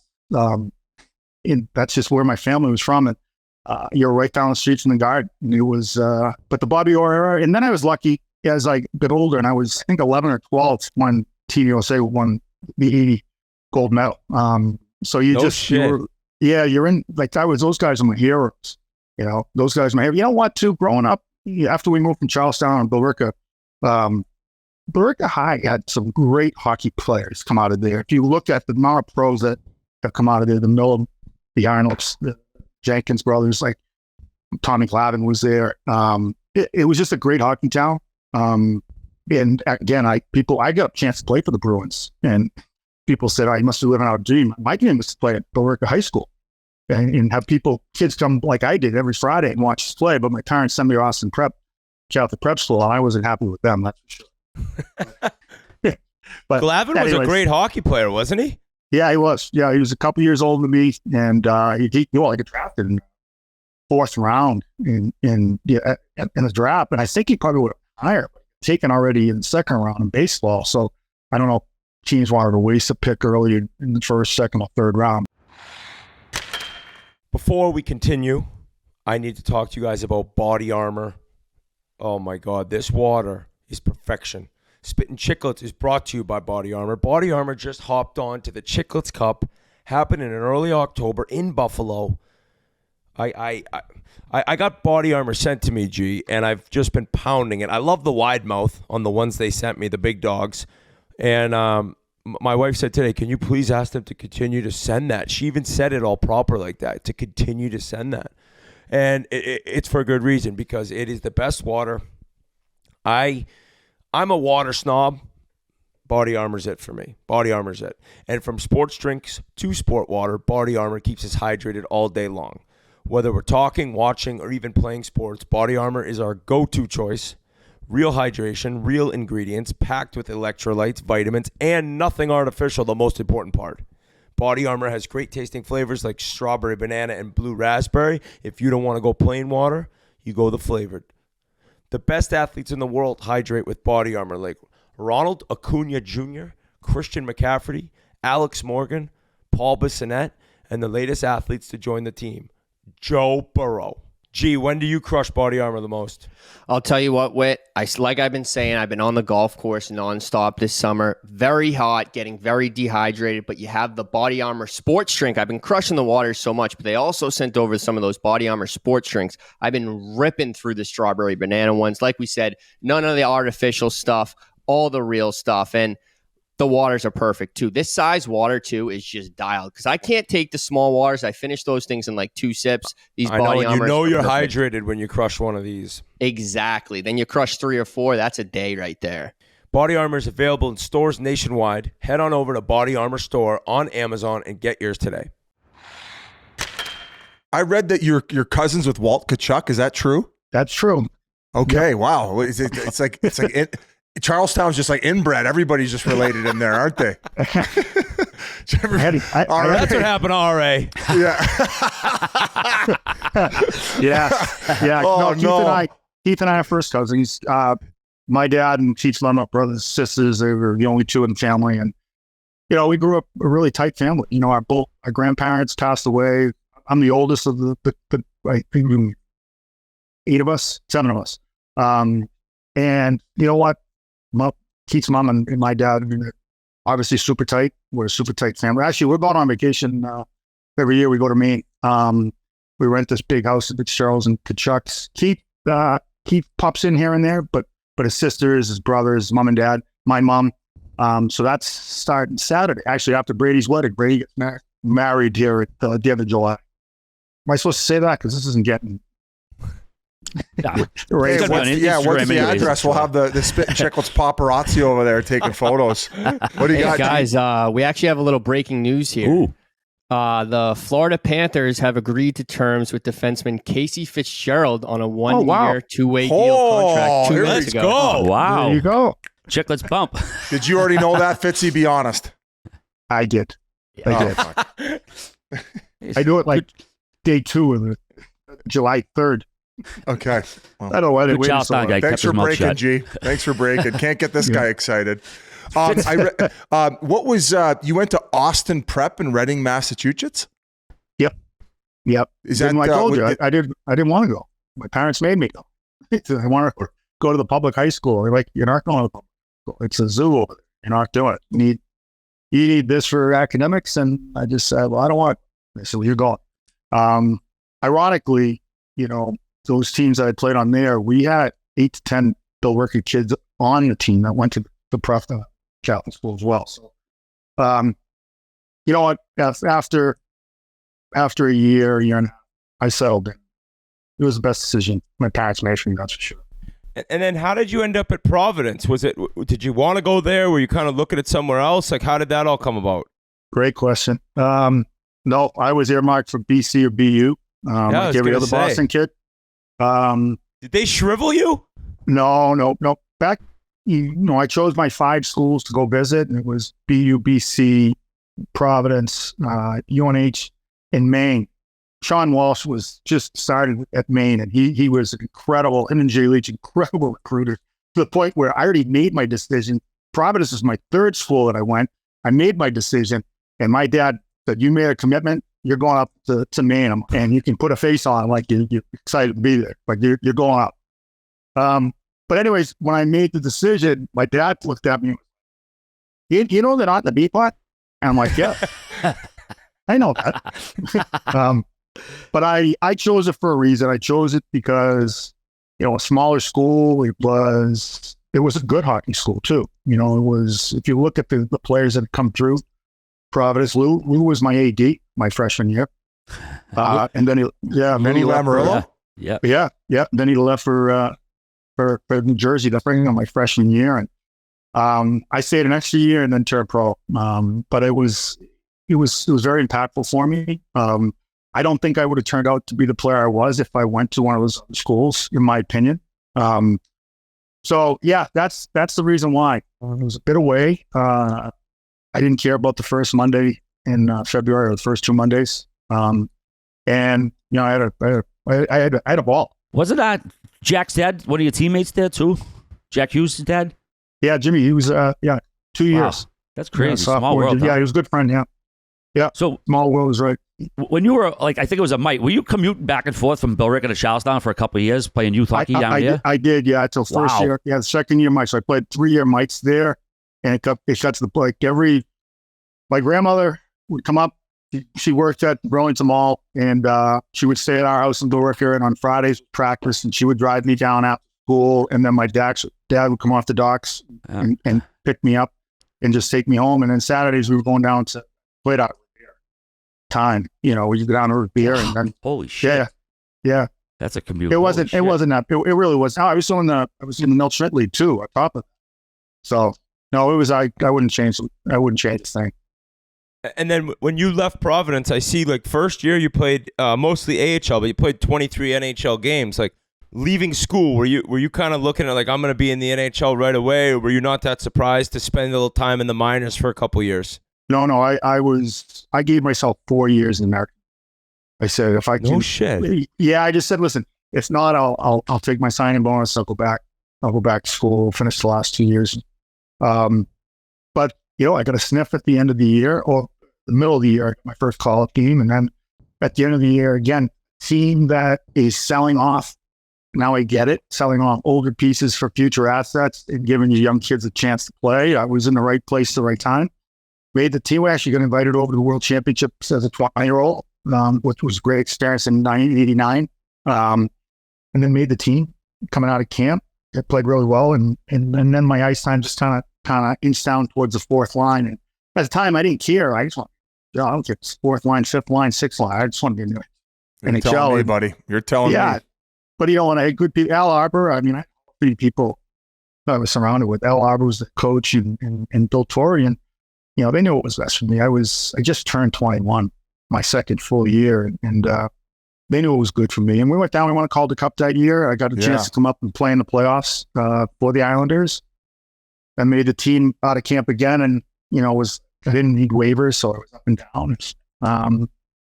That's how it all started. Who had the most influence on you becoming a defensive forward? I know we joked about it, all of a sudden, you're not getting the power play time or whatever. But when did that shift? Was that in the American Hockey League? No, I would play.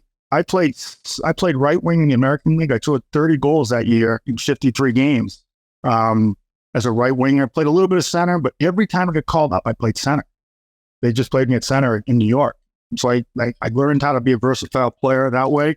But it wasn't until probably the third year, Al Arbor's the one who influenced. He didn't influence me. He just said, Mark, if you can play with the energy you play, be physical, be versatile, win your face-offs, be able to go out and D-zone starts, be a good penalty killer. That's a pretty long list. Well, it's think about it. And he just you can play a long time. You may score 10 goals this league, but if you don't, you still can play a long time. Or you can still think you're a goal scorer and be on the power play. And my brain switched right over. And you know what? That's what I love about my job, and I loved about development, was I love communicating with players, because you guys are the norm. Exceptions are Sid and Gino and Nico. These guys are the exception, but everybody else is the norm. And they go through things that we went through, as players, and understand it, and just try to help somebody understand the value of actually being a fourth line guy, how important it is to a championship team. I love that part of my job, to be quite honest. Because awesome. I'm in the locker room. I don't have an office down there, but I'm in with Frosty. I use Frosty's office as my office, but I love being around the players. We actually didn't really go too much into Jack earlier when we mentioned him. How cool is it for you to see? I feel like he grabbed the bull by the horns from the media perspective and really speaking on behalf of the team, especially come playoff time. How important was for you to see that leadership from him, and especially vocally in the media doing that? Well, he's he speaks what's on his mind, and that's what makes him special. You know, he can say things elegantly to his teammates that there's a meaning behind it. To the media, I just think he's so authentic. It's incredible. Like he's like I said, he's real. Like he says things that pop into his brain that I think others may think twice about saying, and how do I polish this up a little bit? And that's what makes him special. I guess being a GM, like now that I think about it, you saw Bill Torrey and Al Arbor and their relationship. Then you saw Poyle and Trotz in Nashville. Like, I guess you've seen along the way how important it is for a coach and a GM to, I mean, not coexist, but work in the correct manner together. Is that true? It's extremely true. It's very much true. Because you can't tell him who to play and stuff, right? But like, there has to be some give and take, I'm guessing. There's a partnership that I call with the coach and the manager. I have a fantastic relationship with Lindy Ruff that we could sit around. It's not like I didn't play a game. I got some pretty good things in my career that I'm not just the guy coming in from the sand saying, hey, you should play him more on the power play. No, I get it. I understand it. So, and Lindy respects that, and so don't the other coaches. So when I come in and say, like, sorry, I don't see a system there. We're field there. Like, I'm watching. I know the way we play. So I know when they're breakdowns and who makes the breakdown and who they're going to be pissed at and who's going to sit and who's going to play more.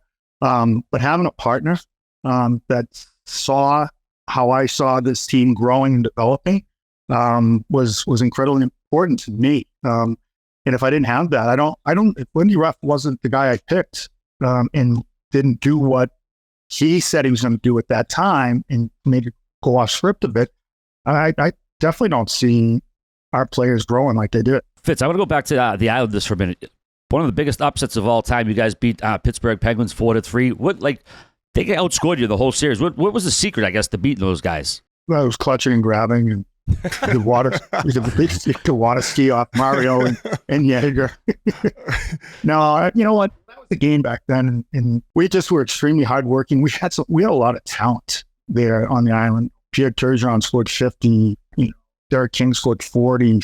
Thomas and Benoit Olnary Ferrara, I think, all at 30. We had some good players on that team, and then we got the injection from the Olympic team. And Scott Lachance came in from the U.S. team, and Vladimir Malikoff. But it was these young guys came in and just injected a different life into our team, which was very helpful. But we had really good depth. Travis Green was a young center that was coming through. Marty McGinnis joined us from the Olympic team as well. That was the disappointing thing for me.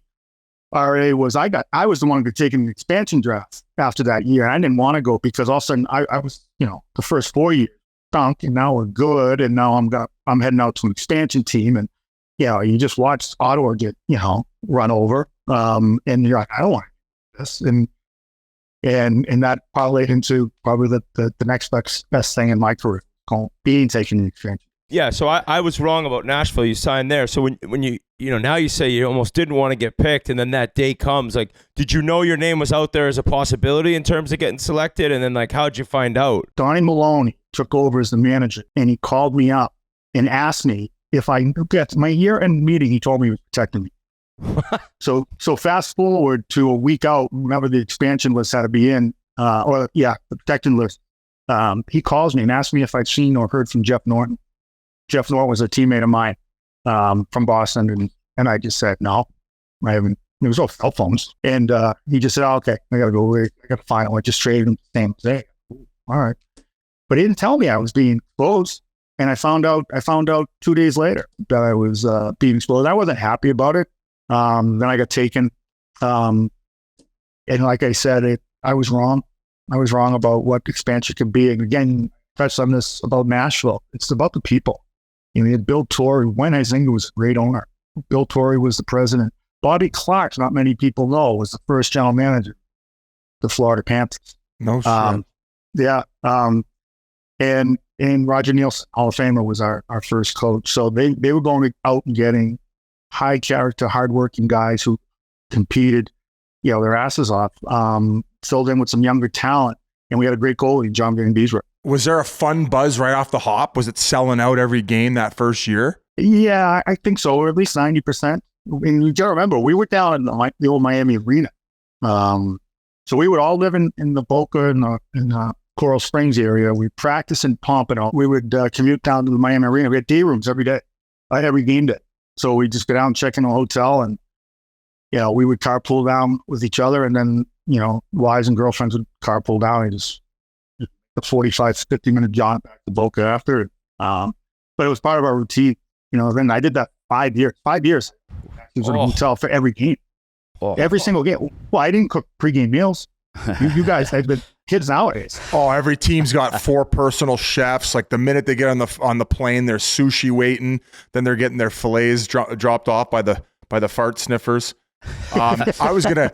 That's what Yance calls the stewardess, because all guys are drinking the protein shakes. Everybody's always farting on the planes. He calls. Oh my god! He calls the stew. He's farting. Yeah, you're probably gonna stay away from that one. We don't need you in any negative headlines. Hey, 1,000 games, man. You're one of a few people on this planet who was fortunate enough to play 1,000 games in the National Hockey League. You did so with the Toronto Maple Leafs. Like, I'm sure it was a whirlwind experience. You get the silver stick. Like, looking back, who do you think had the most impact on the fact that you were able to accomplish that goal, other than yourself, of course? For the record, I didn't actually get a silver stick. You didn't get the silver.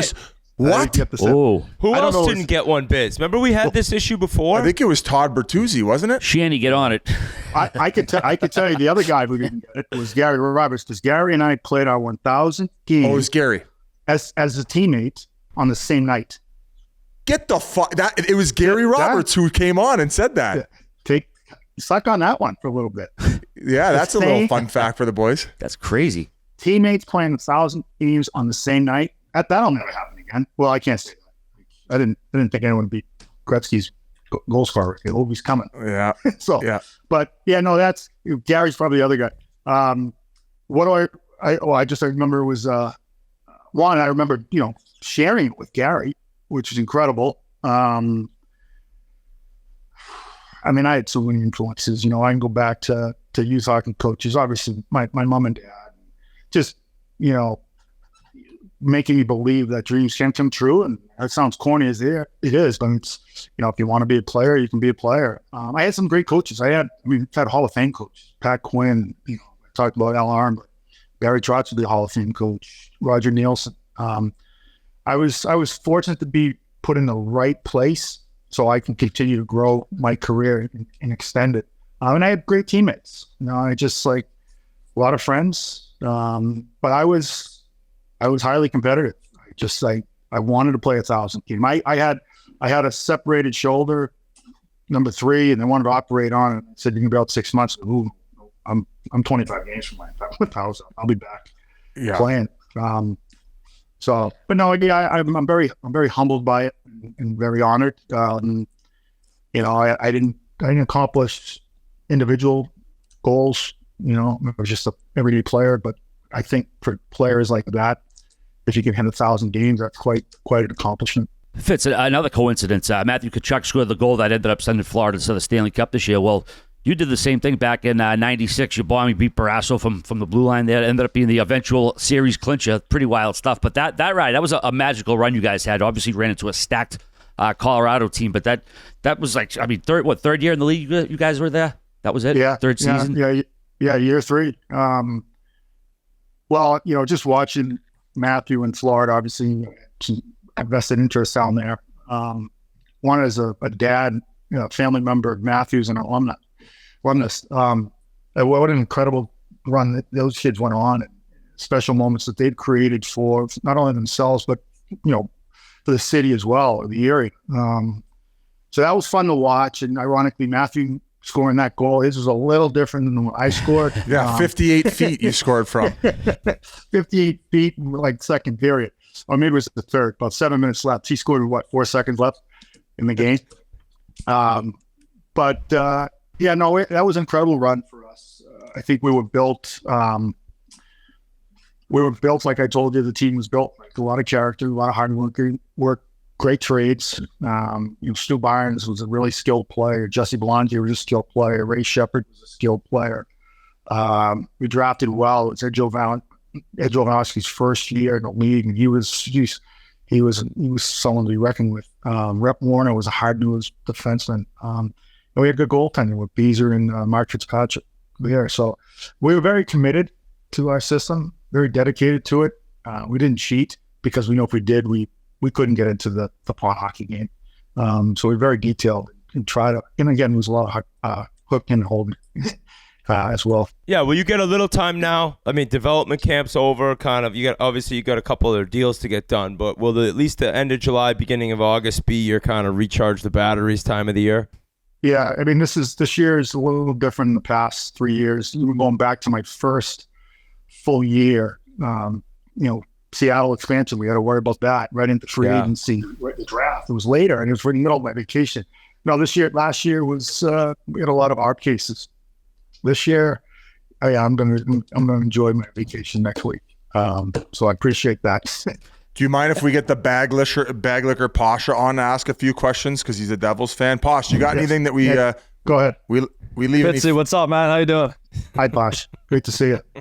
Great to see you again, man. Yeah, congrats on a hell of a season. I was telling you last when I saw you at the Panthers game, you guys really helped me save face with these guys with that Game 7 win, so appreciate that. If it wasn't for that, I'd be hiding out in the cabin in the woods right now off the grid. So what a year by you guys. Couple questions for you. The one, everybody talks about how the Devils have, a couple of the best defensive prospects in the league, but a guy that's kind of flown under the radar is Seamus Casey. Tell me a little bit about what you see in him. Well, you're right. He doesn't fly under the radar. I can tell you that. Just in comparison to Hughes and Nemitz, I mean. Yeah, for sure. He's when you're talking to teams, he's probably one of the names that come up all the time. And he's just he's a very mobile, smaller right shot D-man he's very elusive. These kids they don't get hit much, but he can transition the puck. He's really good walking the blue lines. He's very aggressive. His gaps are good. We just had him at camp. He looked great. He'll go back to school and continue to hone in on his craft here in Michigan. Love it. Another prospect I want to ask you about is Alex Holtz, 7th overall pick from a few years back. I'd say he's perhaps the one prospect who hasn't really been on schedule development-wise. Not necessarily a knock on him. I think he's, the future's bright for him, but do you think that's a product of your team just being deeper than expected and not really having much top 6 opportunity for him? Or what do you think, he needs to work on to get to kind of fill his potential? Well, second question, I'll answer first. We'd like to see more pace from him. We know he's got great vision. He's a hell of a passer, and we all know he can shoot the puck. But just working on that pace constantly, keeping those legs moving, just anticipating here and there, is probably the things we've asked him to really concentrate on. As far as his development, you know what? I probably need to, take some blame there because I really felt. Well, one, I didn't think we were going to be as good as we were. He had a good camp. He came in, and then his kind of role slipped a little bit. And then our fourth line was a line that could always play against other teams' top lines if need be, and they were getting some more ice time. And the only one, as Jack said, that 13-game heater, and coaches aren't changing the lineup.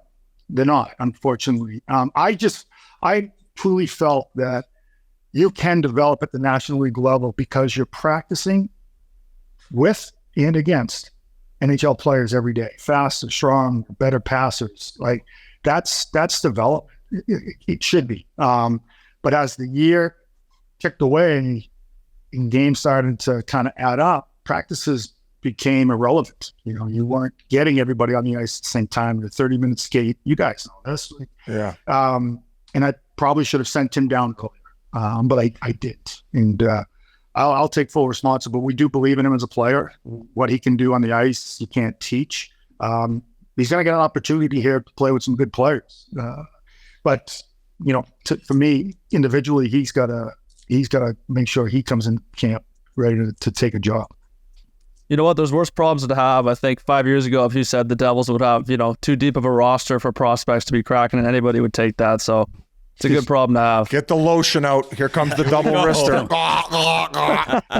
Hey, Fitzy, hey, quickly, we never talked about your media career. You worked for Nesson as soon as you finished playing, right? I did. Yeah. How did you enjoy that? I really didn't at first. I just found it really hard to critique my ex-teammates from a year or months earlier. You know, you're trying to, as you guys know, you're trying to tell the fans really where the breakdown was. And I had a hard time with that, to be quite honest. The next year when I took I went right in 06, 07. I did college hockey, some college stuff, starting in January as an analyst for the Friday night game. And I enjoyed that. But easier ripping the kids. Yeah. Oh yeah. Yeah. Just it was. laying into these fucking college kids. Look at this lazy back check. This piece of shit. He's probably out last night boozing. The next year, they actually called me to see if I'd come in and help audition a play-by-play guy. And I already had the Pittsburgh job, and I went in, and I was just so much more relaxed, and he was way smoother. And they were like, "Sure, you want to come back?" I'm like, "No, I don't want to do this." That was it. So yeah, that was my career. I got one more obligatory Bruins question. You were here 04 through 06. We had the lockout. Joe Thornton trade happens early in the season. You guys got out of the gate slow. Did you guys think you were getting punked when you heard about that trade in the room just because they had just signed him for 3 years? All right, I kid you not. My old man called me and said, "They just traded Joe Thornton to the San Jose Sharks." I was like, "What?" Well, we got to get Marlowe back. We got to get, he's like, Primo, all great guys. The guys, Stewart, Primo, Marco Sturm had a great career there. But that caught all of us off guard a little bit, to say the least. Then he goes on, he's the MVP. Yeah. Anyways, management, don't trade your best player. Write that one down. Well, listen, Tom, you're a guy, I used to check the box scores as a kid looking for your name way back in the 80s and 90s. So to come full circle like this, it's been a real treat for me, pal. So we appreciate it. Thanks for coming on. It's been great. I'm sorry I disappointed you every Sunday, not seeing my name. No, that's all right. That's right. Keith was there, too. He was making up for it. So I said, always get the penalty minutes. Your name shows up. But I appreciate it, guys. This was fun.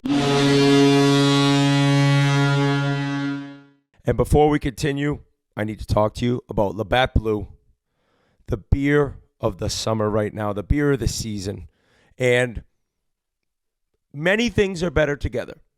Hockey, food, golf, all of it is more enjoyable with your buddies, and only if you're doing that with Labatt Blue.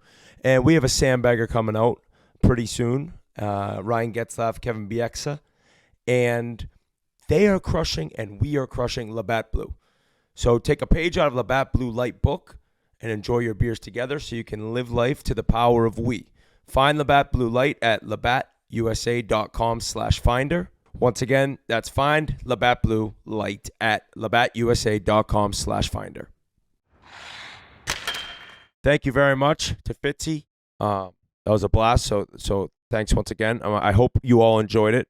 Grinnelli, you've been texting me videos of your golf swing and telling me that you're the best golfer on the podcast, which is a ballsy statement, considering I would say you're 3 out of 4.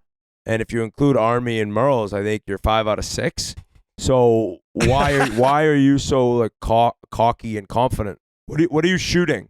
So I played the absolute best round of my life about a week ago. And for a week straight, if you think you were the only one getting those texts, just about everyone in my phone was getting those texts. I'm the best golfer ever. I shot a 46 on 9, ball in hand. Wait, so no your best mullies. career round was 9 holes? It wasn't even 18? No, I stopped at 9. I was playing amazing. Army. I'm not pushing it because I know I would have fallen apart. This guy had the best round of his life, and it wasn't even a full round of golf.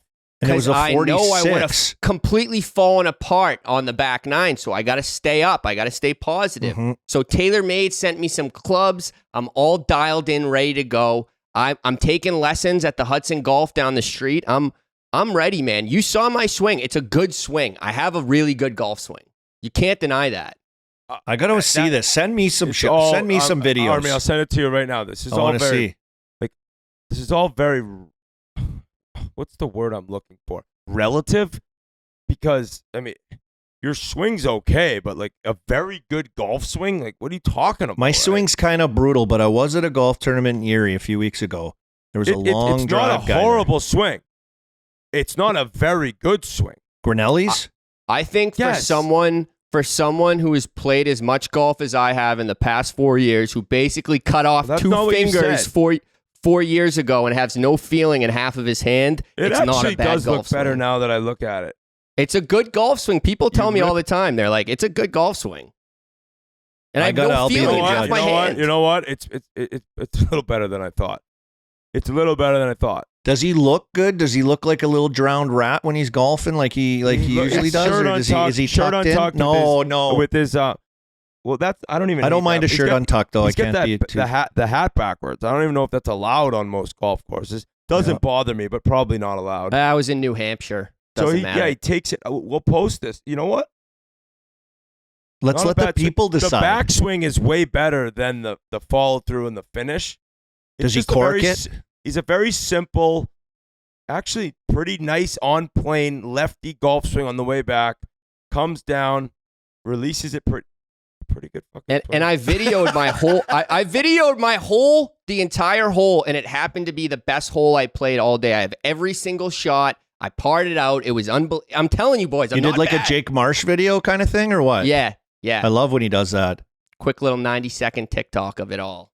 Wow. Can you? know what? Can I see that? My swing shit right now. Like I think your swing might actually. I don't think you're that good at golf, but your swing's decent looking. I take it. That's the point I'm making. Is I got a think I good was at swing. Hayes' wedding when I watched that one.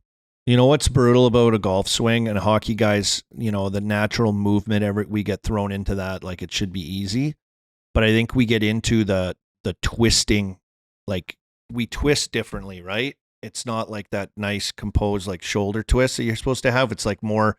I get caught in with the baseball corking, like Yeah, like, you know how you reef. It's so different than a baseball swing. It's so different, and if you do that, you're screwed. Then you get in your head, you get screwed. I was golfing in a thing the other day, and like literally the last few holes, I was standing over the ball and like With no clue what to do. yeah, and I kept trying to wiggle around to get comfy. And have you ever gotten that where you're trying to wiggle around and you're like, I can't do it. I can't hit the ball. I just literally my brain was It's breaking. unbelievable when anyone who plays golf knows that feeling. You're like, I can't hit this ball right now. I know this is going to be a bad shot.